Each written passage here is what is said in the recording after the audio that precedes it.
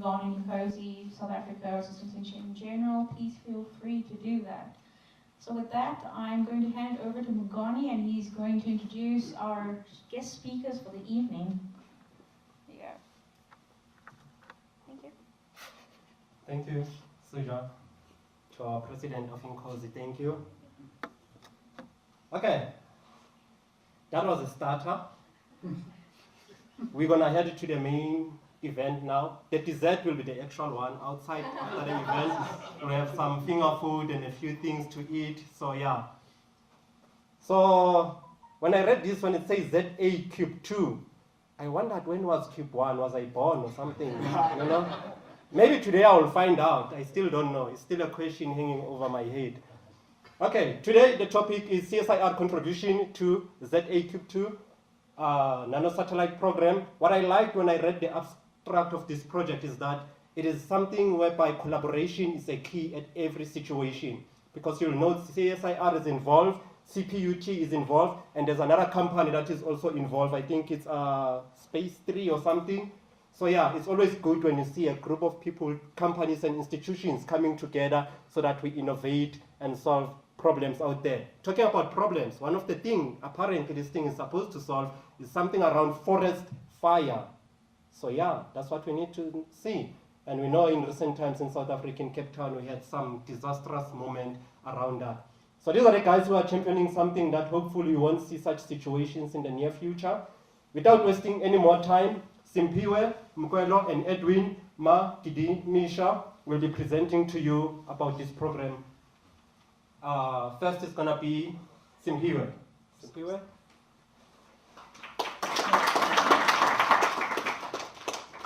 Let me try this one. Testing, testing, 1, 2, 3. Can you hear me at the back? Yeah. Awesome stuff, awesome stuff. I just want to start off by saying that ever since I qualified as an engineer, I've always admired systems engineers. You look how cool you guys look with your wine glasses, so relaxed, and the types of problems you solve, complex problems, concepts, evaluating different concepts and options and solutions. Oh, you guys are brilliant. So on that note, I just want to say that good evening, ladies and gentlemen. I want to take the opportunity to thank the chair of the proceedings for inviting us to this event. I mean, for us, it's a celebration for us because we've gotten to a point where we have a satellite that is about to fly, that is about to be launched in July 2018. So it's quite a significant moment for us.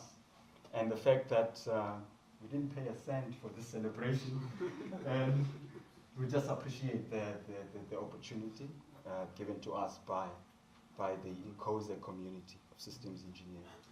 So what I want to do, I mean, this is stuff of dreams. I mean, space, satellite engineering, I mean, what engineer doesn't want to work there? This is all, I mean, maybe one engineer doesn't want to work on space. You won't find many. This is the stuff that we want to do. So what I want to start off with, I want to start off with a video just to give you an idea what it's all about.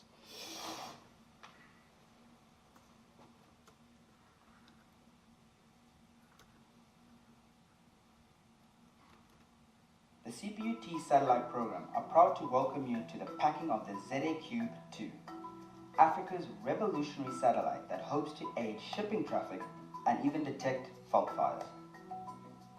CPUT developed Africa's first nano-satellite, which launched on the 21st of November 2013. 4 years later, CPUTit, or ZA-Cube-1, is still communicating with our ground station from space. A remarkable achievement for a nano-satellite. This paved the way for more advanced nano-satellite technologies to be developed by CPUT and its partners. ZA-Cube-2 is able to track the shipping traffic inside South Africa's lucrative and exclusive economic zone, and also provide support for the socio-economic initiative, Operation Bakisa. All information is fed into the Oceans and Coast Information Management System of South Africa. The nano-satellite is also able to detect fault fires using a K-line camera system. The information is fed into the Advanced Fire Information System, a product developed by the CSIR that sends global fire warnings. ZA-Cube-2 will leave South Africa for Delft in the Netherlands on its first leg of the journey space. There it will join CubeSats from around the world and together will be shipped to Sriharikota in India and launched into space. This satellite will form part of a larger plan to launch constellations of nano-satellites into space, positioning South Africa and CPUT as a space hub of Africa. The next phase will see a full constellation of satellites orbiting the Earth, giving constant coverage of South Africa and the continent. Get excited about the future of CPUT.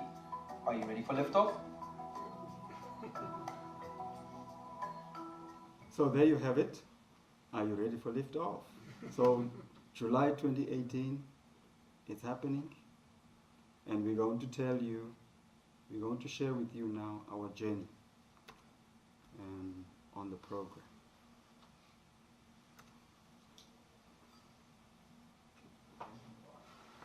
So I think it's gotten to a point where, at this point in time, it's prudent for me to recognize leadership in the building. Our client from DST is in the building, Chief Director Humbulani. Yes, sir. Just want to acknowledge you.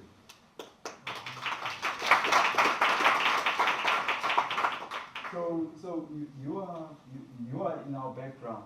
You are in our backyard, CSIR. That's where I work. And I've been with the CSIR since 1997.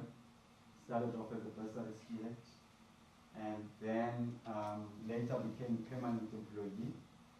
I joined, I joined firstly the Meraka Institute, which was responsible, or is responsible for the AFIS system, the, what do you call it, the Advanced Fire Information System. They developed that system.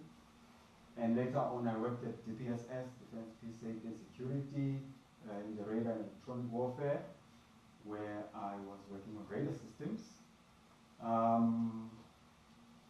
But sadly, I left. And the reason why I left was that I wanted exposure to systems engineering. And there was an opportunity at AMSCO, not really systems engineering, but program management, which has an element of systems engineering. I joined AMSCO in 2009. I must say my experience at AMSCO has been awesome. I'm not saying that because there's AMSCO people in the building.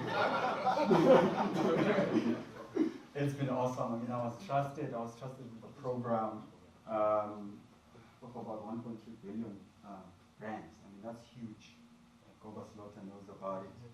I mean, that's the kind of money that we play with when we play with space satellites, really big satellites, expensive satellites.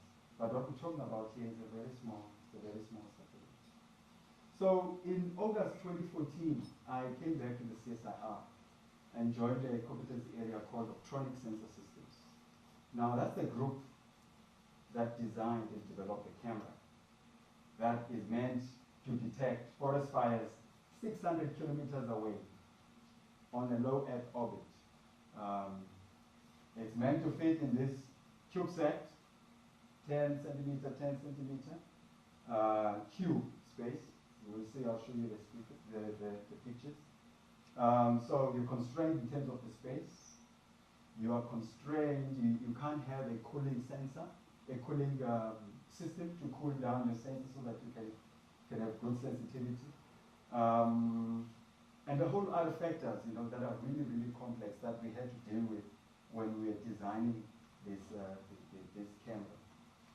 So when I joined in August 2014 as the competence area manager, one of the first issues I recognized in the field of optronics in general, there was an issue with the skills, critical skills mass.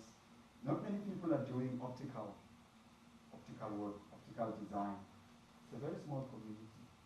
So one of the first things I did was to say, look, I need to pump up the pipeline. The CSIR, we have studentships. We have programs, master's and PhD programs that we call studentships. So we advertise studentships, and Mr. Magidimisha applied for that. And that's how I first met him for the first time in 2014. And he was coming from SANSA. He had an internship from SANSA doing space physics. I was like, wow, this guy, hey, you never know, eh? This guy may be useful. You better appoint this guy. So there he is sitting here. And he started off as an MSc studentship, and now in the competency area, he's a senior physicist in the competency area. He's moved up very fast. I think this program exposes you to so many challenges. It's a complex program, and you grow as a young engineer. When you're exposed to complex program, you grow. So don't hold back. Give young engineers and scientists challenging work. So that's what we are here for. So myself and him, we're going to tell you a story about our journey on the program. Right. So you've seen the video, the CPUT video, describing what's going on. I'm going to focus more on the overview of the big program, because remember, our role here was very small. It was developing a camera for detecting fires, forest fires, but there's a bigger picture to look at. So my role is to paint that bigger picture, and Mr. Magidimisha's role is to zoom in on what we did, the experiments we did, the results we achieved when we were designing and testing our camera. Does it do the job? No, it doesn't. You need the dongle. Right. So some acknowledgements, I think from the get-go, very much important. The players involved. So there's a team South Africa, and there's a team UK involved in the initiatives. Obviously, we've got our government entities, the DST and the SANSA, providing funding for us and establishing the bilateral agreements between the two countries. CPUT, so CPUT, incidentally enough, in November 2014, I heard that they had celebrated a one-year anniversary of Cube 1, which they called CPUTit. So they celebrated that year in November 2014. I was like, oh, I better get in touch with these guys and find out how we can work together. So that's how I started engaging myself personally with CPUT to understand what is it that they can do with these small satellites. And what was interesting for me was that on CPUTit, they used an off-the-shelf camera. They put an off-the-shelf camera in a CubeSat, and they sent it to space. No stabilizers on the satellite, no pointing systems. It's just on low Earth orbit, tumbling. And they have a strong capability in telecoms, very strong in VHF comms. So they could task the satellite via VHF comms to say, look, take a picture now.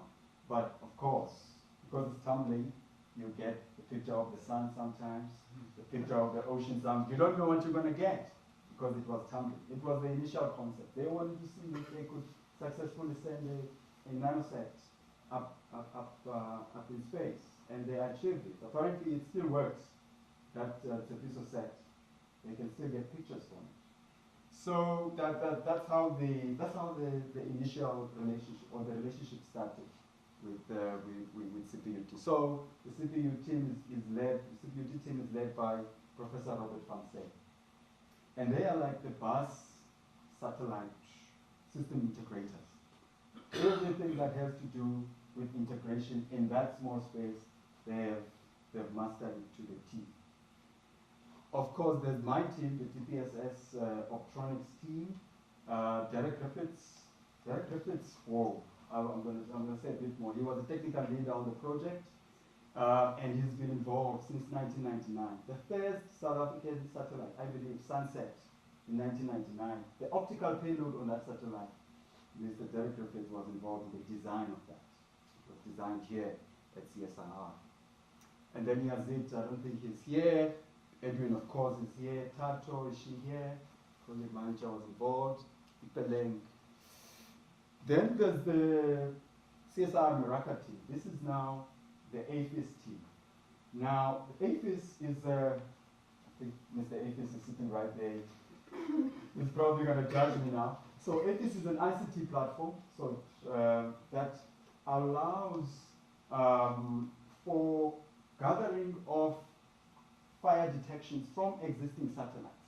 So they've built a software platform, I think, that allows one to get information about fire as in real time. So if you are a fire authority or a fire fighter, you could have an app on your phone that gives you almost real-time information of fire detections. So they developed that system. They started that development way back. I think it started off with the work with ESCOM, where they were trying to protect the power lines, ESCOM power lines from forest fires. So you want to detect it early enough so that you can deal with the fire before the damage is too big. I think ESCOM is one of their big clients. They apparently have an international network of clients spanning more than 70 countries that are using this app, this AFIS app. So Lee Animalai was, yes? Lee Animalai was leading the initiative from the Meraka side. I don't think he's here. Conrad Wessels, he's the research group leader of the team involved. France, I don't think he's here. So Philip Frost is the only one. As well, of course, Lucas Gombi, who's now acting competence area manager for that group. So we want to acknowledge them. We want to thank them for helping us drive the program forward. Team UK is UK Space Agency. So there's a story behind that. The UK Space Agency, I think it was AAD in 2016. AAD, when they visited us, we had meetings with them to figure out how can we work together. So they had a program. They had an international partnership program where they had to partner with international countries to help solve real problems. And fire fighting or fire disaster management was one of the key sort of problems. They said, look, they want us to work together to help solve that problem. Because there's GlideSpace. GlideSpace, they make some of the components in the CubeSats. They have a long history of making things like the battery, the power system, the onboard computer on the CubeSat, the structure of the CubeSat, all these space qualified systems. They brought those on board, which helped us to minimize the risk. Because remember, from our side, we had never designed and developed a camera for space, and there's a lot of risk already from that. So if you can minimize the risk by using established space qualified components, modules, it will help the matters. Okay, then there's Strathclyde University. So it's become a bit of an international program at this point in time.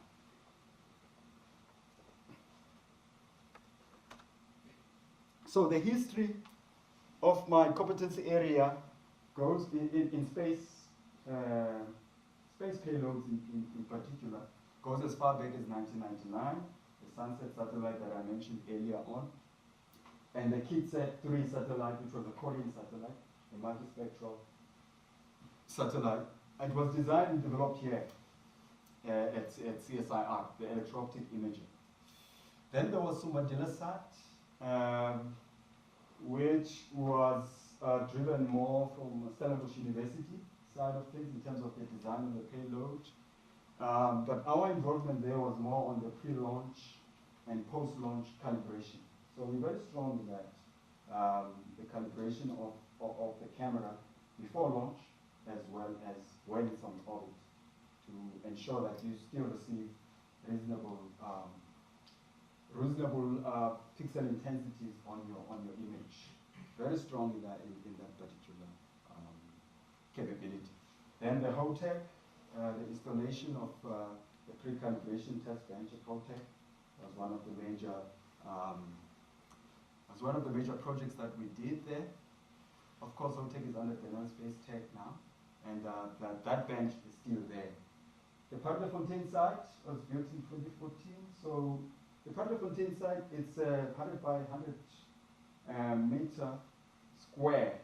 It's a surface that when a satellite that's operating, of course, in the band of interest overpasses that area and takes a picture of that area, you can help to calibrate the sensor coefficients of that satellite. So how it works is we go to the site and we measure the reflectivity on the ground, using our own radiometers and sensors on the ground. So we get the in situ, we call it in situ measurements, radiometry reflections. Now, that combined with the atmosphere, we have models of the atmosphere and how we combine that reflection, the atmosphere, and you estimate what the sensor should see at the orbit. Obviously, the sensor is at the orbit, it's looking on top of the atmosphere. So you estimate all of that, and that allows you to estimate the coefficients for calibrating the payload. Then lastly, the satellite, the topic of interest right now, the ZAQ2. This is our latest involvement in satellite development. The stuff of dreams. So it has two payloads. The primary payload, being very important, is what they call the active identification system for ship tracking, as well as the VHF data exchange system that works together with the AIS data. Now that's the primary mission. Why? Because of Operation Participant.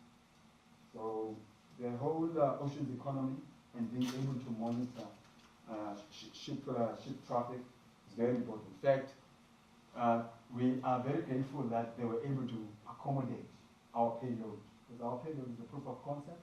It's new, but we needed a platform to put it on.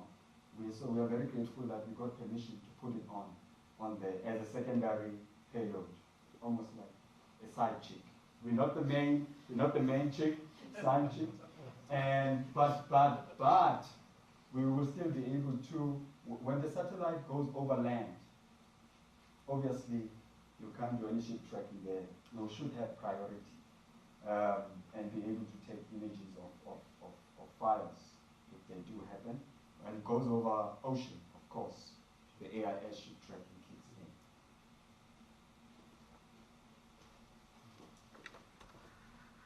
in. How am I doing for time? I was given 30 minutes. So that's the Meraka's AFIS system. Just a few pictures of it. So it gives you information about detection of fires globally. And it's a system you can access via your phone as well. So if you are responsible for a forest, you are a manager of a forest, you want to know what's going on in terms of forest fires, you can go into the system and you can get information. Apparently, it can send you SMS if there's something going on in your area of interest. There's a fire in your area of interest. It will send you an SMS warning to warn you that you better do something before it gets too big. Right. The reason why the UK Space Agency got involved, it's a global problem. It's a global problem. I mean, look at that statement over there. The frequency and severity and damages from global wildfires are increasing annually. So they've measured this. So they're saying it's increasing annually. And some of the numbers they talk about an increase in average fire season length. So the fire has seasons. So they say the fire season is increasing. Then they talk about the doubling of the global vulnerable area. You know, these are big moves. Global frequency of long fire weather seasons, 53.4%. You know, these numbers are really serious. So it means something must be done. And there's a lot of money that's being poured in to deal with the issue once you've had damages. So what do you want? You want an early warning system that you can deal with the fire as soon as possible before the damage gets too big. So Operation Pakisa, that's the platform. And it's got those 4 critical areas. The main one is the marine protection services and ocean governance. The one that is of relevance for the ocean monitoring, AIS primary payload. But we know our system has those 2 payloads that I've spoken to you about. So the satellite that we have now is just one. So what you want is a constellation of these systems. So what they are saying is, show us what you can do on one. Can you meet the requirements? Is it going to work? And if it does work, it's successful, then phase 2, a constellation on both of these payloads. So we are happy, we're excited, we're about to launch, but we're also worried, is it going to work? Is it going to work? The primary payload, so it has what they call a software-defined radio to enable rural connectivity to remote health clinics and educational facilities. So it's software-defined radio, because that payload has 3 channels, RF channels. It's got VHF, X-band, and S-band. So you can task it from the ground to generate data in either of those 3 channels. Obviously, for AIS ship tracking, that's the VHF. The VHF comes in there. And it was developed, the software-defined radio system itself was developed in partnership with the Stone 3. So CPUT and Stone 3, they developed that payload.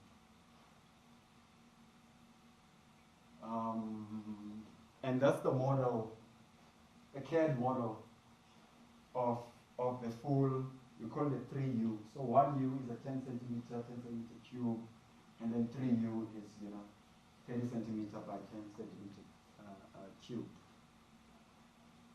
So it's South African technology being taken to space. And this is our payload. This is what we call the K-line. We call it the K-line forest fire detection system. K-line stands for potassium. The principle of operation and the premise upon which this is based on is that vegetation extracts minerals from the soil, and some of those minerals are rich in potassium.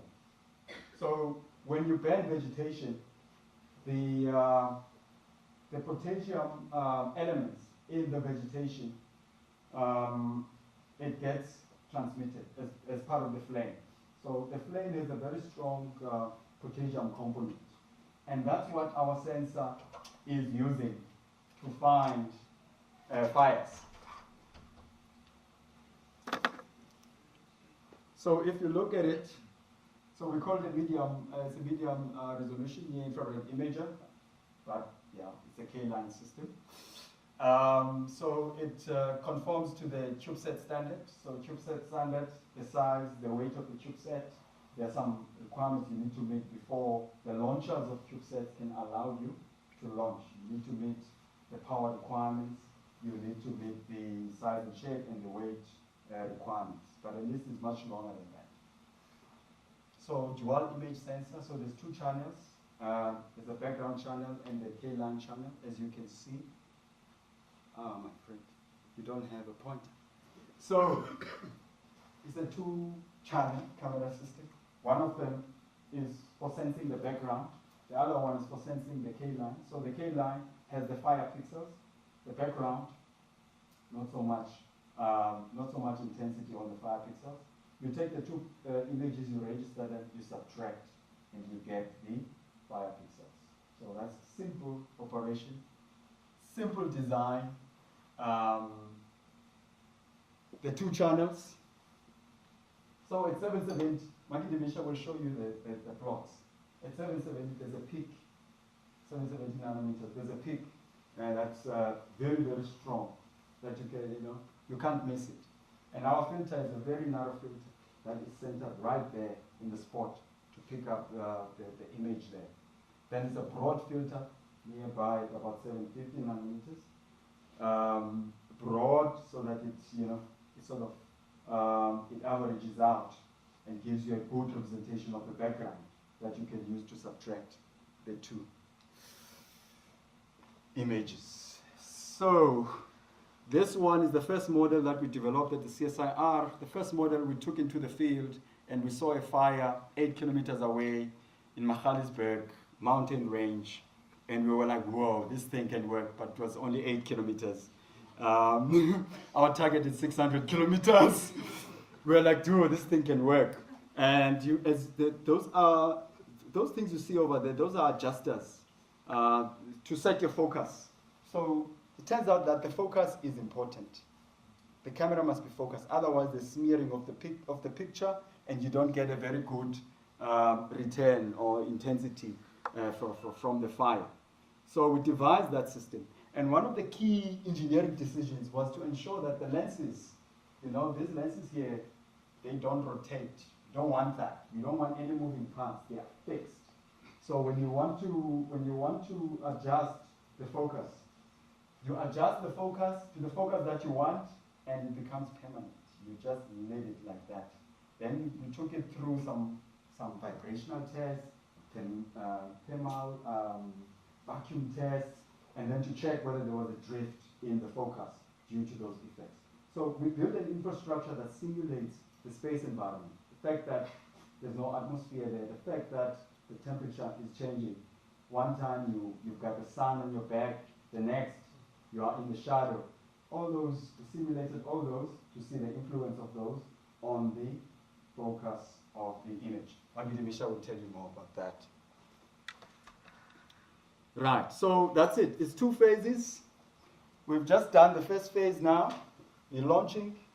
If it works, we've got 2 sort of clients that are just waiting for this to happen. The UK Space Agency, they're going to come on board if this works. And of course, DST Sansa Operation Pakisa come on board to take us into a constellation. Ultimately, we want a constellation because with constellation you get better revisit time. You can deal with the fire much earlier, which is what you want.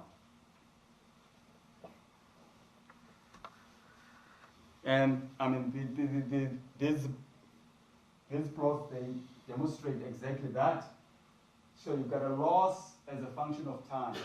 The longer you wait, the worse the situation becomes. So you want to minimize time to react, which means you must have an early warning system that picks up the fire while it's still small, which means your sensor resolution, spatial resolution, must be good enough. You don't want this big sensor resolution that you have to wait a long time before the fire is detected. Like what you have here, temporal resolution versus spatial resolution. So you've got some existing satellites, the GOES and the MSG, that have a very good temporal resolution. I mean, you get, they give you very good, but the spatial resolution is so bad because you're going to have to wait until the fire is big before it's detected. So you don't want that. And then you've got sensors on this side, satellites on this side that have a very poor temporal revisit rate, but very good spatial resolution. So you can see on the plot that there's an opportunity. So if you have these small nano-satellites as a constellation with ours, the resolution for ours is designed for 60 meter resolution at 600 kilometers of low Earth orbit. And that's the first one sitting over there with a very poor temporal resolution revisit time. So the more you add of this, the more you increase the constellation number, you get a very, very competitive satellite, a very attractive satellite. So that was the driver for this one for us. Right, system engineering, yes, we've got system engineering gurus in the building. So it's a satellite program, you have to plan. It's a complex program, you have to plan. So these are some of the phases, the initial design review. These are the milestones, critical design review. We initially planned for May 2018, to launch in May 2018. We've shifted by 2 months. We're launching in July 2018, because there were challenges. There were challenges in developing the system. It's a complex system. So you've got models. As you develop the satellite, you've got models. You have an engineering model. You have a qualification model. You have a flight model. Various models that you are testing and playing to give you confidence on the design. So that's what we did. Some of the prototype models. The very first system, the spectrograph that we used in the lab. We banned grasses in the lab, not marijuana. grasses.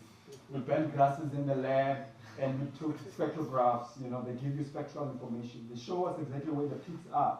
These K-line peaks we're talking about. You're gonna see more of them from Magidimisha. So they showed us, yes, the theory has a solid foundation. It's there. You can see it in the lab. But of course, you have to go out into the field. We built this model to do just that, to do measurements. CSIR campus, spanning just a small fine CSIR campus, 150-meter distance, and then 8-kilometer distance, fires of opportunities. Not fires that we created, but those were big at 8 kilometers. We picked them up. Now we're ready to scale up. We're going up to the low Earth orbit. So we did all that work, and we feed into the CPUT team that has the bus integration, system design capability. And we said, look, this is the concept we have. What configuration do you think it should sit like? So we had a configuration like this, and they're like, no, because you have limited space, just put them diagonal like that. Doesn't change anything. You still get the 2 images that you need to register and detect the pixels. And then the qualification model. That one suffered, eh? They took it through some vibration tests. I think it was Gerotech. The frequency, the amplitude, but the lenses were intact. Nothing was broken. It survived. Why do we need to do those vibration tests? Because when you launch, you get the most vibration during launch. We wanted to survive that in order to have any chance to take pictures from space. That's the first part. And then the flight model that was shipped to Netherlands and then to India. That will be launched in India. So risks, of course, engineering we're talking about, is science. Magidimisha, I know you're a physicist. Please don't feel left out. Engineering, there's risk. You know, it's complex. Lens focus shift over thermal vacuum loads. That was a risk for us. That was a risk. Failure of the cost components, because it's a low cost. It's a low cost satellite that we are trying to build. We are using some off-the-shelf components that have not been really tested. So we had to put those components through the paces in our own lab to ensure that they will survive.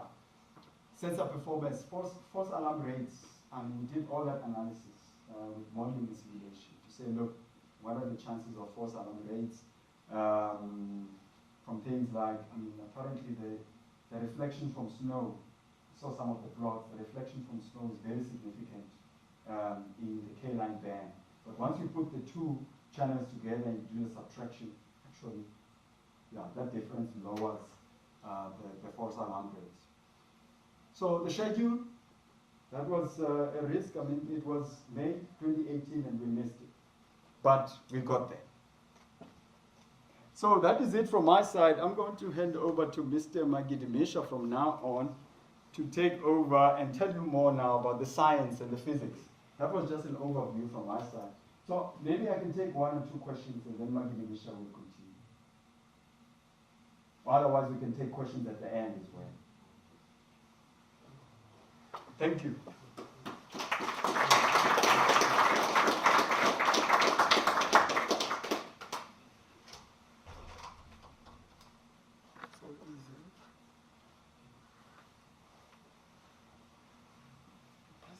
No, you don't press it.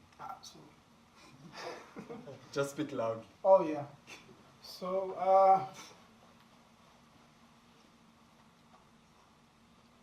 all the intro has already been done.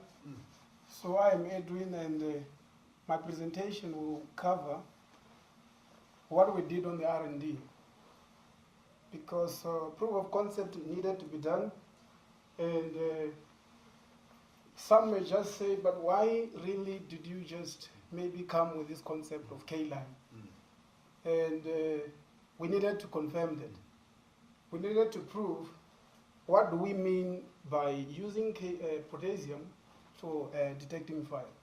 So we needed to perform experiments. We needed to look at the physics and see if we do or they do agree with what we're trying to propose. So Derek and I, we then began with that journey around, I think, 2016, 2016.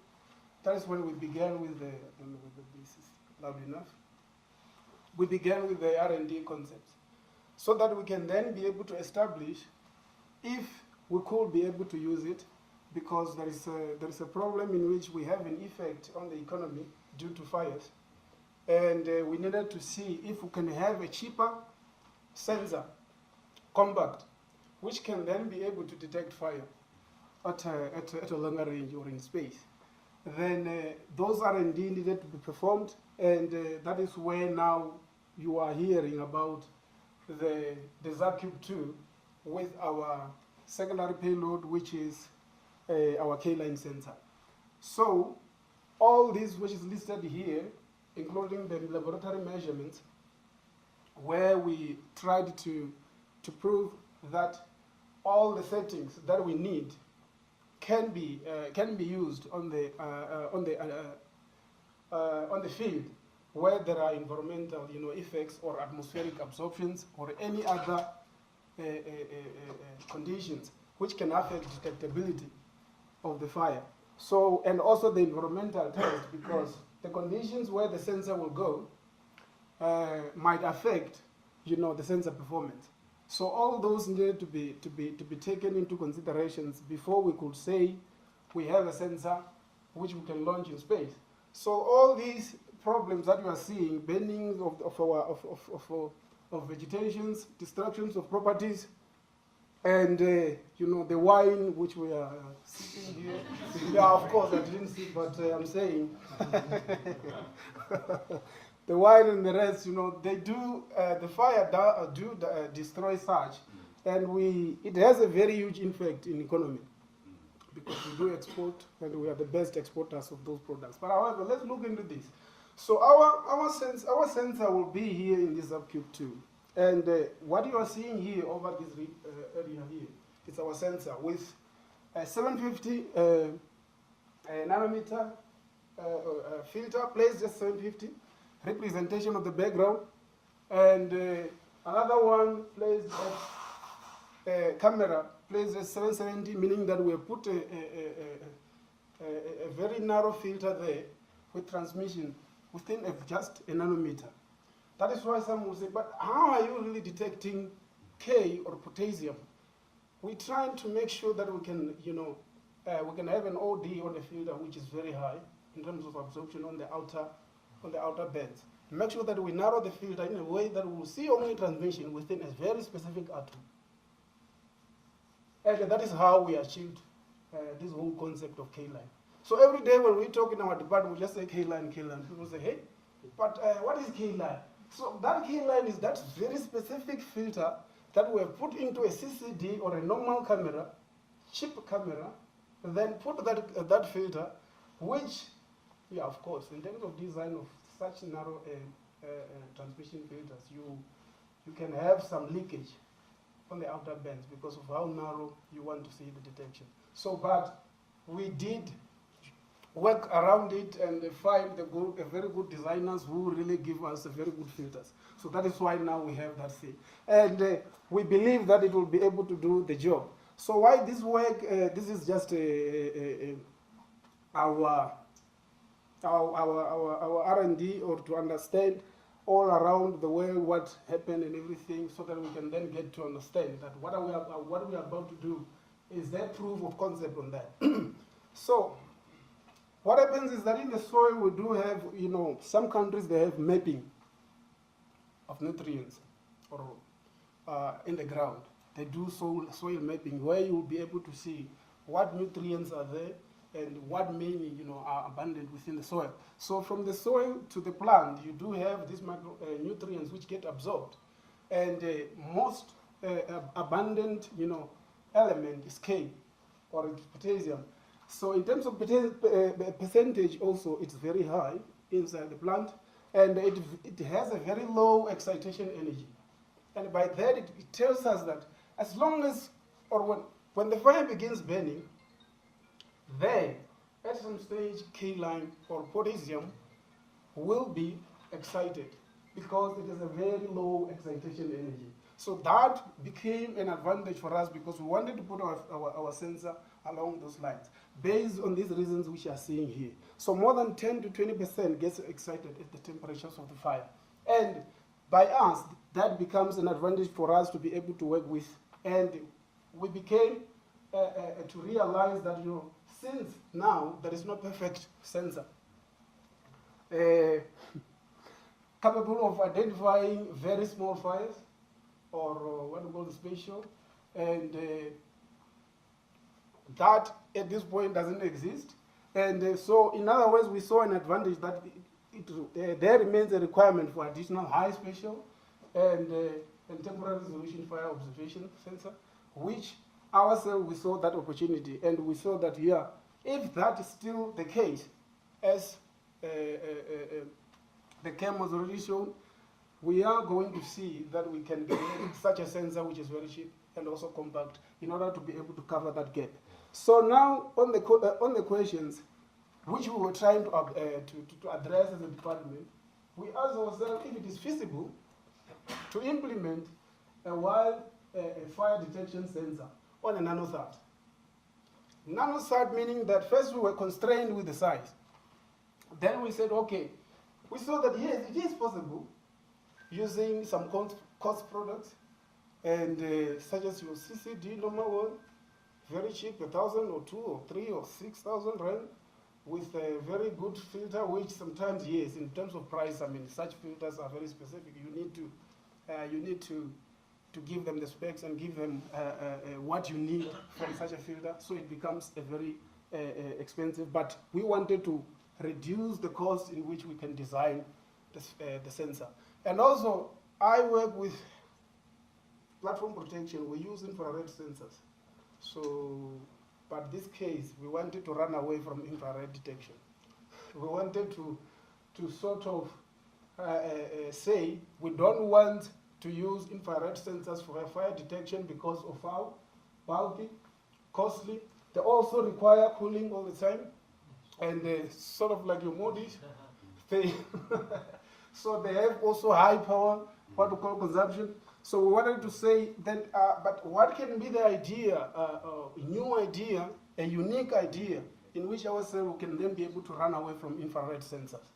Because also, yes, I use infrared every day and I love them and they do a lot of work in terms of platform protection. But right now, I want to say we move away from them because also you do have a lot of cluttering. Everything that is hot now, if I put an infrared camera, I will see you all here. Because you are already around 37 or 35 degrees. One who is maybe 40, which means that somebody will be sick, and the camera will show me. So we wanted to run away from them because every time if there is a fire or a smoke, it will be picked. And if there's a human being or there's a, what is it? Everything, it will pick it up. So cluttering is so much that we wanted to reduce that. So I know Bertas will say, Edwin, why are you leaving infrared? I said, no. I know we use them for other things. But right now we wanted to design a very small sensor. And that is why we went forward for K-line. So all these becomes the reasons. And also now many countries around the world are migrating into nano-set. And what you are seeing here are some of the projections. And it is really happening, and we are really also as a country moving towards addressing our problems that we're facing on fire and many other things. Sorry about that. By moving into nano-set. So because of that, and also one of these, this slide was already shown before, where you have seen the spatial and also the temporal resolution of all or many of these sensors which are here. So by that ourselves we are saying if we have a K-line sensor, that K-line sensor should be able to detect fire at low Earth orbit, and also because of the prices of it, we can be able to put constellation of them and be able to achieve this, the temporal resolution or the revisit time that we require. So, but now let's go to the R&D. I know many people know about radioactive transfer modeling. Many people. Yeah. So, yeah, but yeah, I will skip this quickly because some will say you are revealing where K-line comes from. Yes, K-line comes from here. So what you do what we call quantifying the atmosphere using the available RTM models. By that, what you are trying to do, you are trying to say, okay, in the atmosphere, what gases are present, which can affect, or which can affect the sensor in detecting what you are proposing, or the band which you are proposing to use to detect something. So what you do, you can use something like Motrin, you can use Liberatin, you can use Hydran.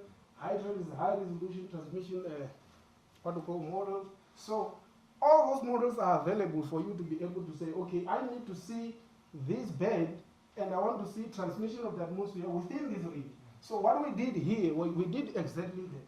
But through using the RTM models, we were able to see that no, there is a gas within the atmosphere that does absorb, the K-line. And that gas was oxygen. So oxygen became a problem to us and say, okay, so if oxygen does absorb K-line at some range, where exactly are we going to detect K-line if we want to use what we call potassium, but we have the atmosphere in between? So what we did then, we knew that, okay, K-line itself has a doublet. It has emission at 766, and it also has emission at 769, which is this range and that range. So it was absorbed only at 766, and that is why you are seeing a dip in here. It is falling on the dip here where this red line is. So that line, you won't be able to see it. That is why there was also an image which he showed a monochromator. Monochromator confirmed to us through burning of grass, which the grass has already been confirmed what kind of grass it was. So we were able to look into the splitting of the two lines, where it was able to show us the two K lines, 766 and 769.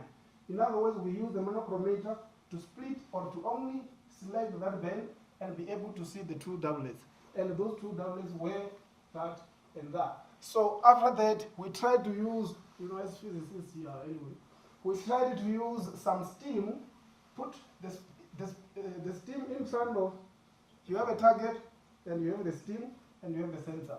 Try to see if you can have absorption within that. Let me tell you, it was hard where we ended up saying, yeah, we need some other maybe expensive, equipment to achieve that. Because we never seen any absorption, but through modeling, that is where we come in from space physics point of view. That's my qualification. We know that by this you will never be disappointed. It will show you what will really be absorbed or be detectable, or what will be absorbed. So that one was absorbed and we are not seeing it, and your sensor, K-line, will only see this. And that is the one which we are going to use going forward. So now, this is only the fire dynamics process where you have the vegetation. The vegetation contains all these nutrients or all these elements, and through the heat, you do have all this chemical reaction when the fire is burning with the addition of oxygen. Every fire needs that. Then after that, ourselves, we are only detecting what we call the combustion product. And the K-line is only specific during emitted during combustion. So this is the laboratory setup of what we did, because really it took us very long for us to prove this concept. What we did here, we put two cameras, one as the reference, one on the K-line, put with the filters which I've already mentioned, with a 1 degree field of view, ASD radiometer, looking for how to get the radiance of the fire or the spectrum of the fire.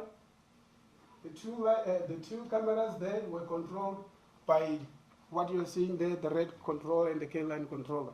So all that was done within a range of just 110 centimeters. So we banned various samples for, I can tell you, for maybe 2 weeks, trying to confirm which one does have, and also make sure that we do, localize the idea. You might think that we have referenced guys like Vodashek and the rest, Amici, the guys who have done this concept and be able to prove that the K-line is possible, but they never flew what we call a sensor in space. Ourselves were the first to do that. We have a paper that we have already published, me and Derek, and the comments were, hey, the South Africans are already testing the point 7, they are sending the satellite in space, and we are doing it. So now we did everything, and now they're saying it was them who came with the concept and everything, but ourselves, we did prove it and localize it until we can be able to have a sensor which we can send in space. And by that, I'm saying I'm very happy for that, and it's going to happen. So this is the setup in the lab, and in the lab, what we found was burning that grass, and that's just a image of the grass. We were able to see a spectrum from the ASD or from the radiometer. The spectral radiometer shows this black body spectrum with a very prominent K line. If you can see there, that is the K line doublet which you are saying. But it's not yet resolved because you are seeing two lines. Are you seeing them? So if you had a very high resolution radiometer, which means that you are going to see them split. But they're not split because of the resolution of the instrument. So that is what we saw. With some elements like sodium emission over there, very, very, very, very low, in a way that ourselves we saw that, okay, that confirms the concept that you can mostly, at most of the vegetation or all vegetation, you will be able to have potassium emission, which is very prominent than any other element. So after doing the laboratory, we confirmed the filters, frames needed, and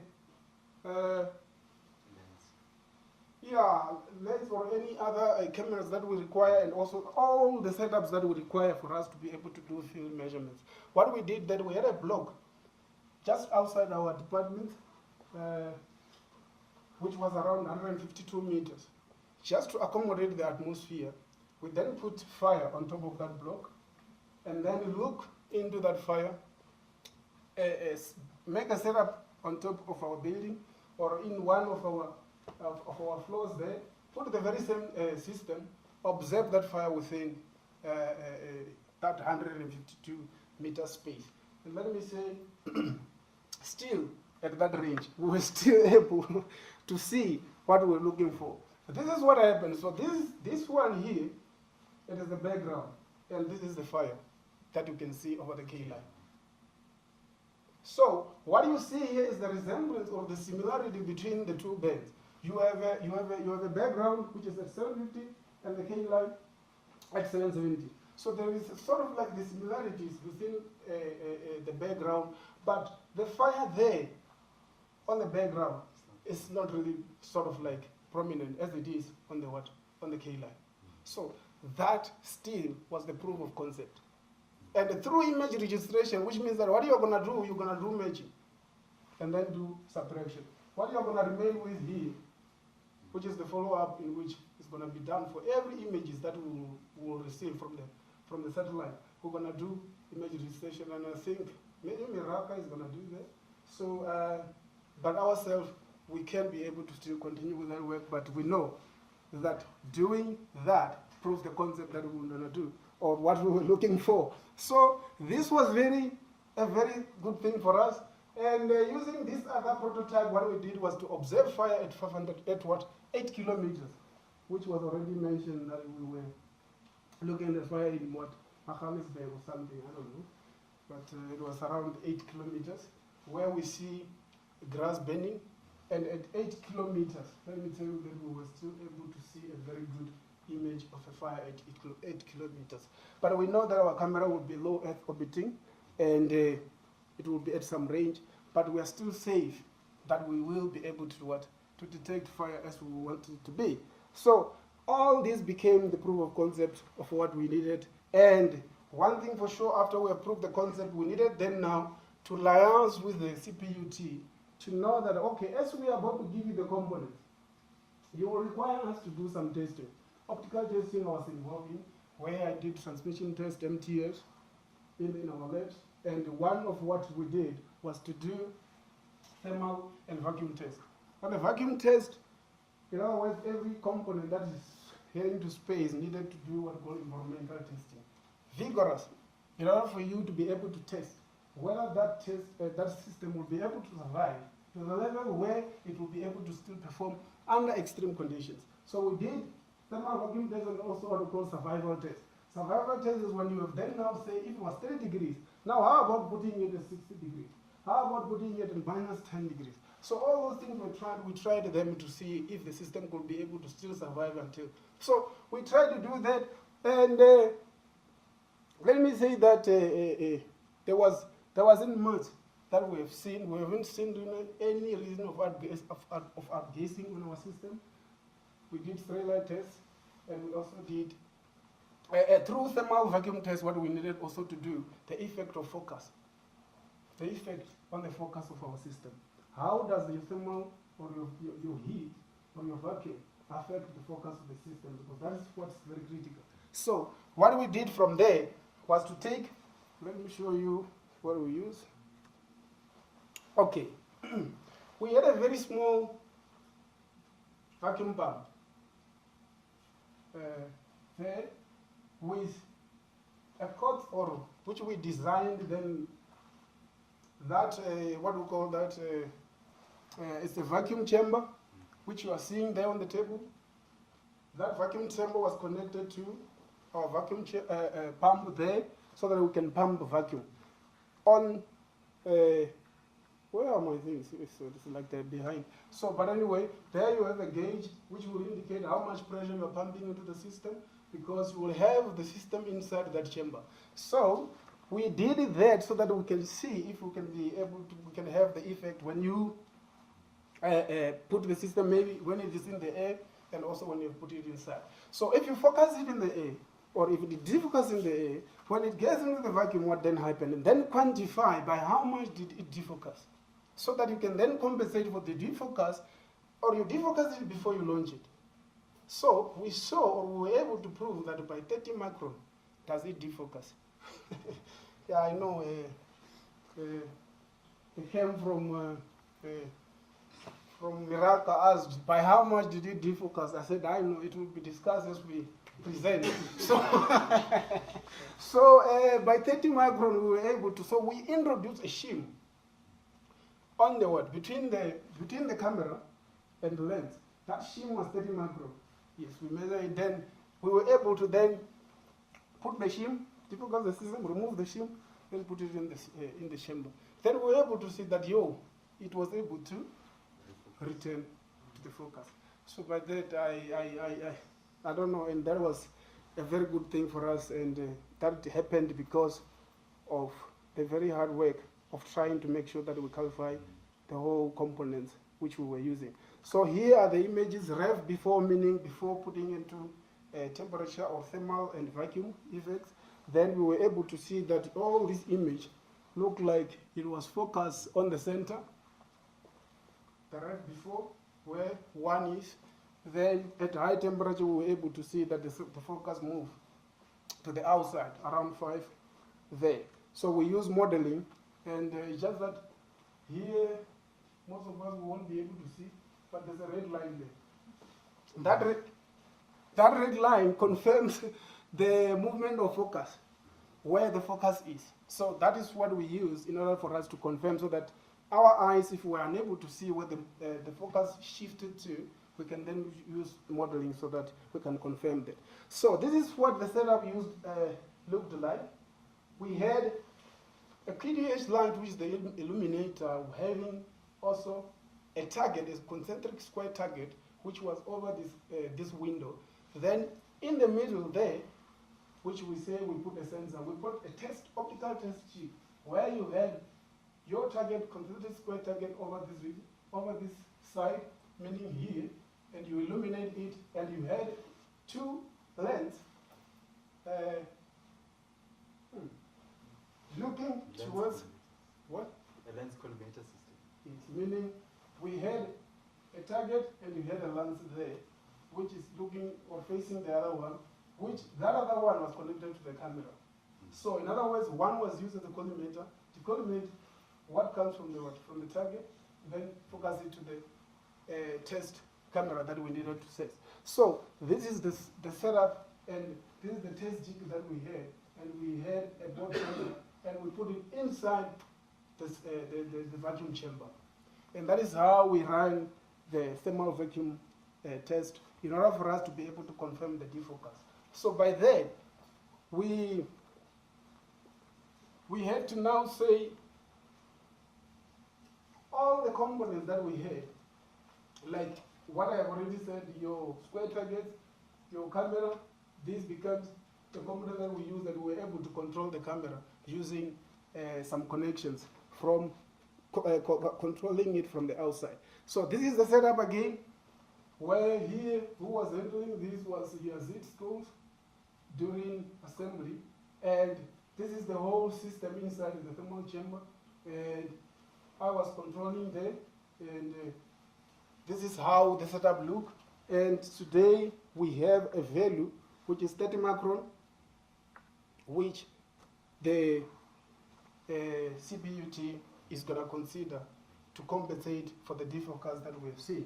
So right now, before the system could head to CPU2, what we did was to do what we call setting up a focus on the on the system before it heads there. What we needed to use, the proposal, the first system that was proposed was to use a test collimator system in order to focus the system to infinity. But in the end, due to some problem, we ended up not using the PDI or point differential interferometer to generate what we call the interferogram for us. So we ended up not using the system, but we used another system. But this is a slide which was very critical, but the system itself, we ended up not really using it. So this was the system, test collimator system. We have it, and it is there in our department. Its purpose was to do the infinity focus before launching the system.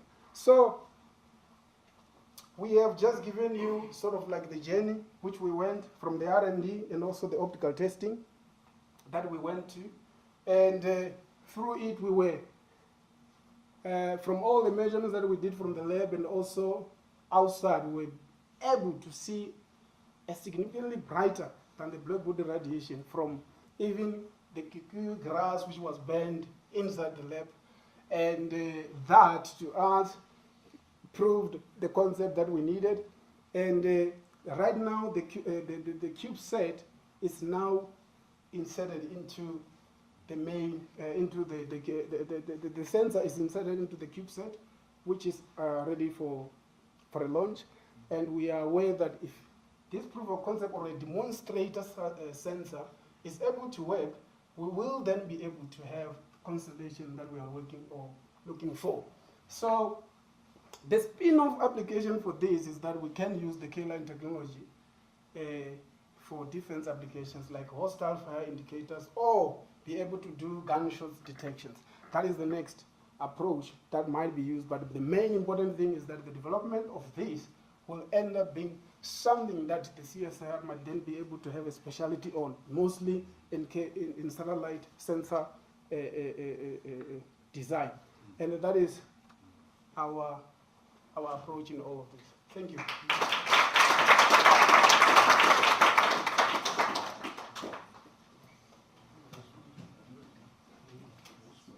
Thank you for such an interesting and entertaining presentation. You know, when they requested the time and said 2 speakers, we always worry, okay, how long is it going to take? You know, but I thought giving them extra 20 minutes than our traditional meeting was with it, and I think maybe some of you can agree to that. You know, having this innovation in South Africa happening and making that impact. So yeah, we are looking forward to that 600 kilometers. Yes. In 2 months' time? Yes. Okay, you have heard, we are recording this session, by the way. No problem, I'm okay with it. All right. Yeah, I will say few questions because, like I said, we try to give more time on the speaking than on the other side so that we can go have our dessert outside. Oh. I saw 2 hands around this row.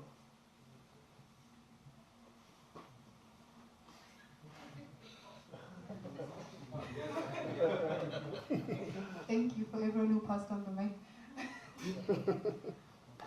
Perhaps it's my, I don't know, lack of understanding of the scientific principles behind this, but I'll try and phrase what I'm thinking. But so I would like to understand what is the relationship between the distance from where the fire is and where the satellite is positioned, or the detection system is positioned, the sensor, what is the relationship between that distance and your ability to detect the potassium? Yes. The reason I ask this is because did you do any sort of modeling in terms of, because you're going from 8 kilometers, which is what you have tested so far, to 600 kilometers. So what gives you confidence in terms of the performance that you are to anticipate? Do you have any model that helps you with that? Yeah, we have done,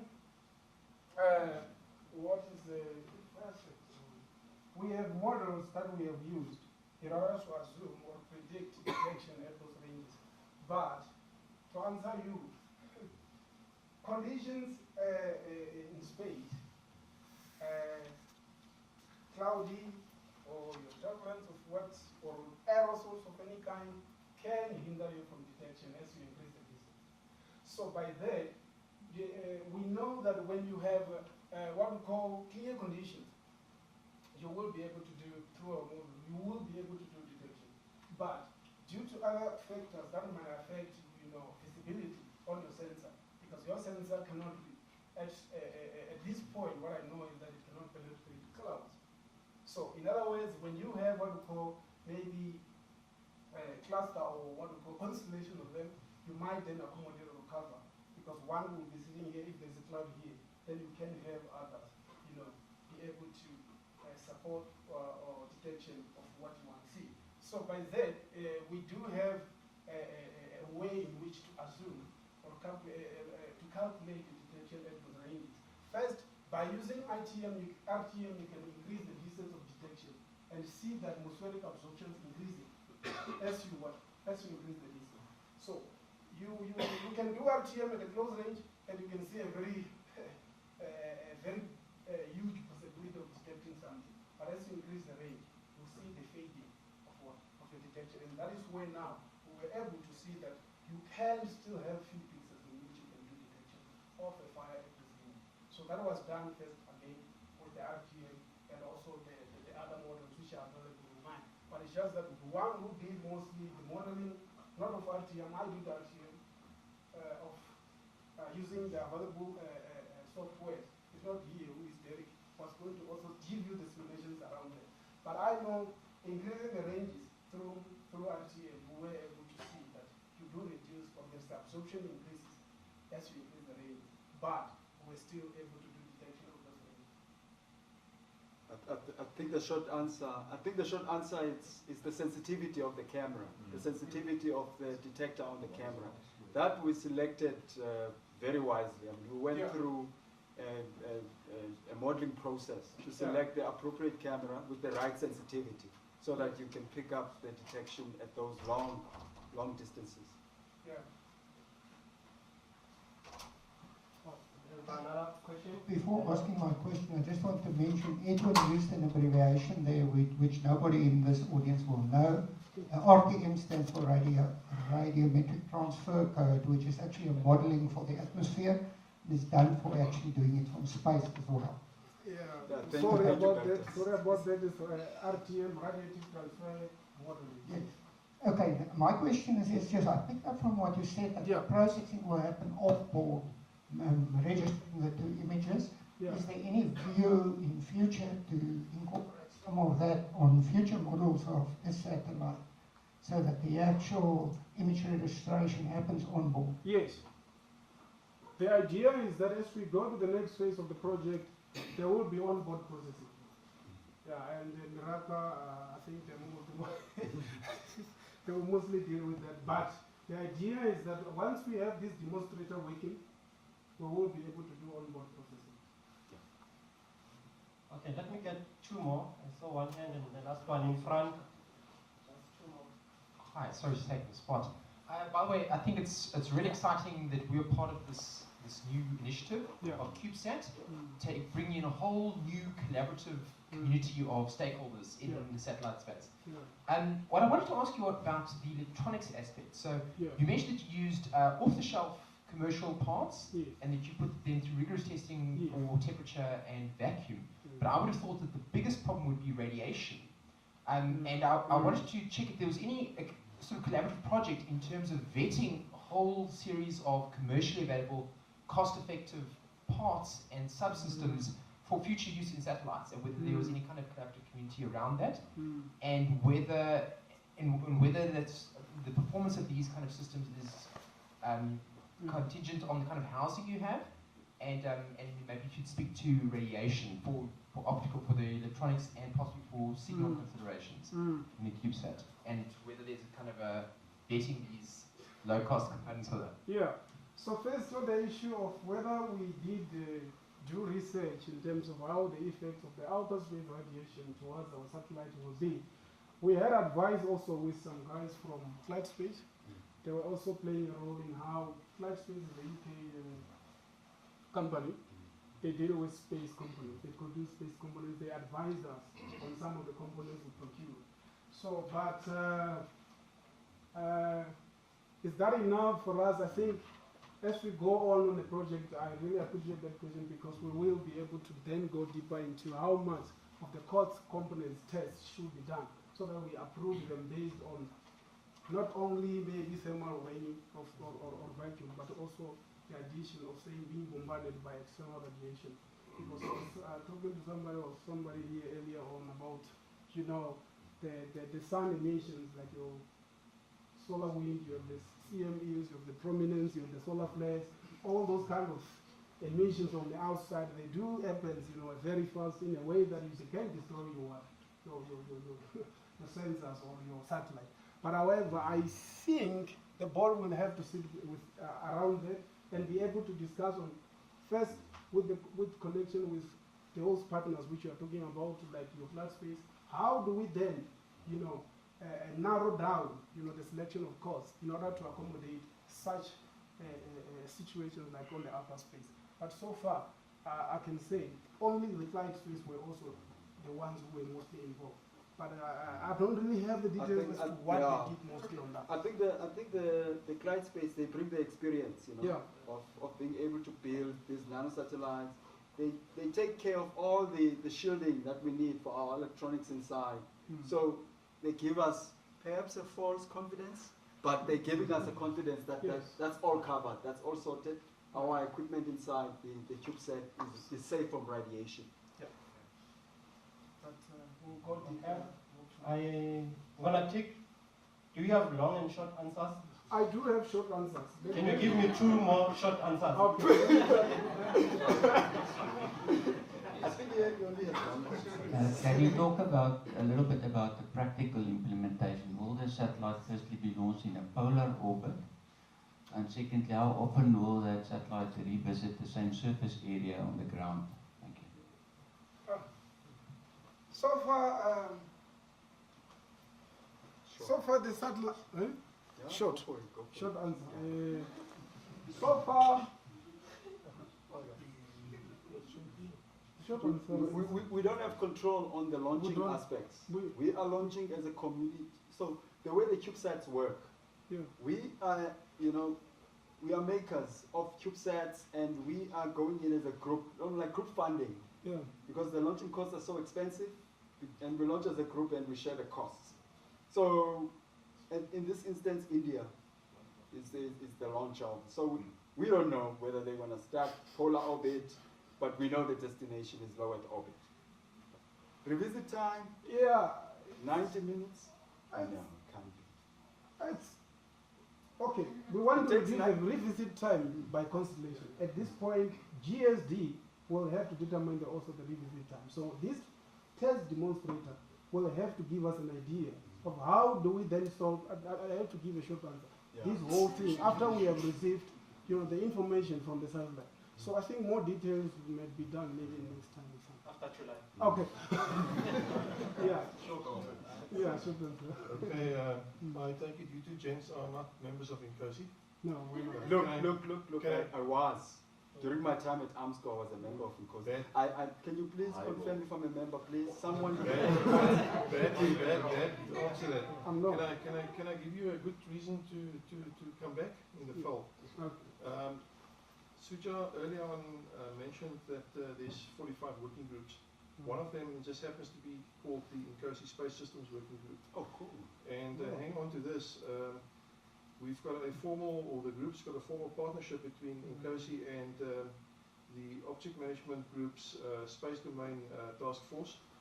And one of the big activities right now is something called a CubeSat reference model, of which the data sheet is almost finished with its review. It will be released within the next few weeks.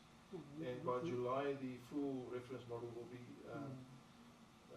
released. And just to sort of whet your appetite on that, the organizations involved in this reference model development includes Stanford, University of Southern California, and NASA, etc. So the real big boys is if you want, I can bring you into contact with a guy called David Klaslow, who runs this, and I think it would be a good thing to appreciate that. if you know, to sort of share. I think this is what makes these working groups work. They may learn from you, and you may learn from them, and so on. So, no, thank you for that suggestion. Does a physicist qualify to join? Remember, we are engineers. To support the physicists, those of you who watch the Big Bang Theory will know that Sheldon refers, as a physicist, refers to engineers as his semi-skilled critics. Okay, thank you. Ladies and gentlemen, let's give them some applause for some great work they are doing. And while we are still at that, I would like to call our president to come and formally thank our speakers with some free gift here. Okay. Today we have 3 presidents on Nkosi, with some prefix or postfix. Yeah, I don't know which one I refer to. President-elect, Oh, there we go. past immediate president. So it's a tradition that we actually thank our guest speakers with a bottle of wine. Thank you. So, thank you very much. Thank you. This for you. Thank you so much. I hope it's white wine, eh? Really enjoyed that white wine. Well, I don't know. We can talk about that later. Thank you. Thank you. So, President, maybe Rene? I just want to say thank you. I mentioned earlier on, I can see now there must be membership. Thank you for that. I had on my slide SKA. What do you see in the constellation that they were talking about? Focusing through, spreading a wing. Another track, I can see at least 10, 15 papers, 2020. So, vision again, and please don't let me down. Huh? Leonard Cohen, please don't pass me by. The bad news is those papers have to be in by November next year. Yes, but you got ample time. But I just have to say sorry because I really think this is wonderful. This is the type of thing we need, and it's homegrown to a large extent. I don't actually care whether someone else claims anything. I don't actually care if we will have some evidence then, but it's been done. It's a feat of world class. Thank you. Thank you very much. Ladies and gentlemen, I hope the tea outside is not cold and the cold drinks are not hot. But I can assure you the wine is still the same. Please go outside and enjoy. Thank you for your presence.